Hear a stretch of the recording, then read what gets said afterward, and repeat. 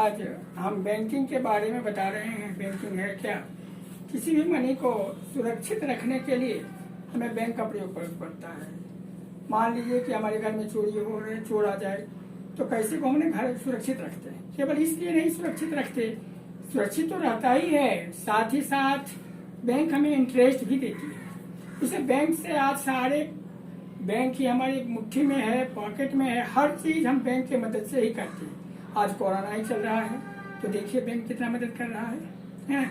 अब मकान बनाना है, लोन का काम है तो बैंक से लेंगे, शादी है तो बैंक से पैसा लेते हैं। हर क्षेत्र में बैंक हमको मदद करता है। हर एक ऐसी संस्था, जस्ट लाइक आप सिंपल शब्द में समझ जाइए कि बैंक एक दुकान है, बिजनेस सेंटर है ना।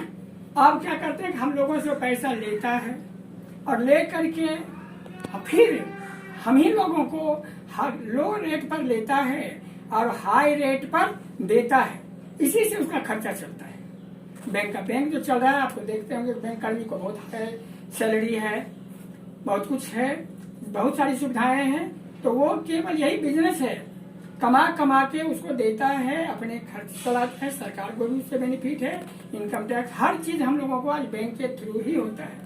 इसके बहुत सारे स्कीम होते हैं, जैसे कि सेविंग अकाउंट है ना, रेकरिंग डिपॉजिट, टर्म डिपॉजिट, बहुत सारे। लेकिन हम लोगों को पहले पढ़ना था, लेकिन अब नहीं पढ़ना। अब केवल हमको आरडी के बारे में पढ़ना। क्या? आरडी, जिसको हम लोग कहते हैं रेकरिंग डिपॉजिट, आवर्ती जमा योजना। इसमें क्या होता है कि अपनी स्वेच्छा से कम 3 महीने और अधिक से मतलब 10 साल तक आप पैसा जमा कर सकते हैं अपनी इच्छा अनुसार, जितना आपका बचत है उस हिसाब से। लेकिन यह पैसा प्रति माह आपको जमा करना होगा। जितना आपने टर्म भरा है, कितने दिनों तक हमको पैसा जमा करनी है, उतना दिनों तक आपको पैसा जमा करना पड़ेगा। और पैसा फिक्स है, एक ही पैसा, ये नहीं फिक्स पहले ही कर लेना है कि हमको हर महीने कितना जमा करना है और कितना समय तक जमा करना है। ये 2 बातों का ध्यान दिया जाता है। सपोज कीजिए कि आपने 500 रुपया पर मंथ तय किया कि 500 रुपया हम बचा लेते हैं, तो 500 रुपया पर मंथ जमा करेंगे, है ना, और 3 साल के लिए जमा करेंगे।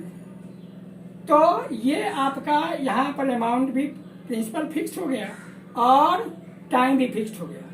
तो बैंक में हम जमा क्यों किए भाई? इसलिए कि बैंक हमको जब 3 साल हमारा पूरेगा तो बैंक हमारा पैसा सूद सहित लौटा देगा। और जो पैसा वो लौटाता है उसको हम लोग एम भी कहते हैं, मैच्योरिटी वैल्यू, है ना। और उसमें जितना हमने जमा किया उससे ज्यादा वो लौटाएगा, क्योंकि उसके साथ इंटरेस्ट बैंक देती है। तो पहले हमको इंटरेस्ट निकालना है। इसका फॉर्मूला है I for interest, I equal to P into N, N plus 1, 2/12 into R by 100, जहाँ I for interest, P for principal, money deposited per month. P, what is P? Money deposited per month. And number of months, अगर मान लीजिए कि time आपका year में है तो उसको 12 से मल्टीप्लाई कीजिएगा हमेशा। 3 ईयर्स है, 3 इंटू 12 36 मंथ्स। 2 ईयर्स है, 2 इंटू 12 24 मंथ्स। और R परसेंट में है तो R/100। ये हो गया आपका इंटरेस्ट, है ना।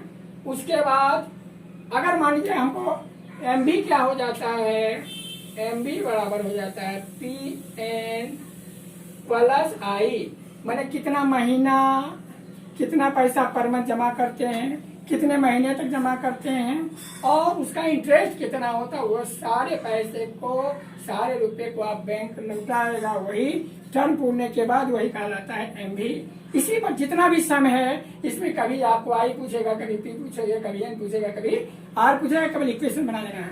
अगर कोई क्वेश्चन है, जैसे कि क्वेश्चन नंबर 1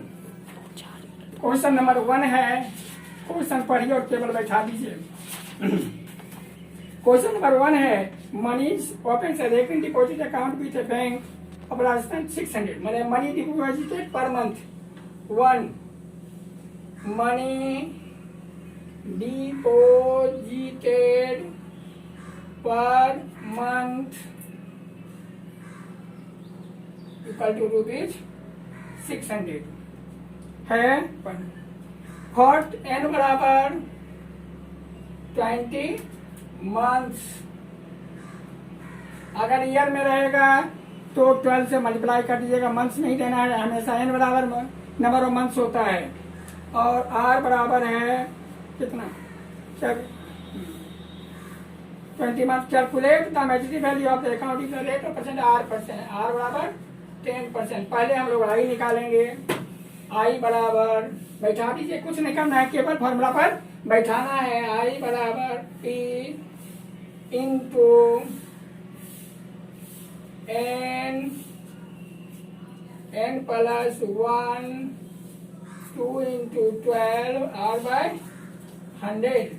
पी कितना है जी, यहाँ लिखा हुआ है 6 पर मंथ जो हमने जमा किया वही पी हुआ। 600 इंटू एन कितना हो गया 20 प्लस 1 2 इंटू 12 आर है 10 by 100। 600 into 20 into 21 by 2 into 12 into 10 by 100। एक खत्म, 10 1 2 10 खत्म। और क्या होगा 12 1 जा 12 5 जा 60 equal to rupees 50 into 21 equal to rupees 1050। ये हमारा हो गया आई। तब हमको निकालना है एम बी पूछा जा रहा है, एम बी पर बैठा देंगे। एम बी बराबर P N plus I equal to P 600 into 20 plus I. I कितना है, आई हो गया 1050 12,000